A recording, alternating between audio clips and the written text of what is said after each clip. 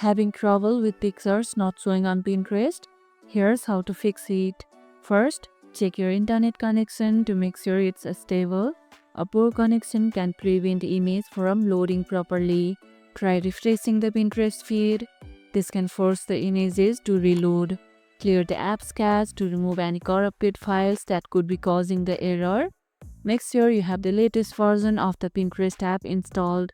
If an update is available, go ahead and install it. Lastly, try restarting your device. Sometimes a simple restart can resolve the issue. If you are using mobile data, try switching to Wi-Fi for faster image loading. Did these steps help fix the image loading issue? Let us know in the comments. If this video helped, hit the like button, share it, subscribe, and leave a comment. Thanks for watching, and I'll see you in the next one.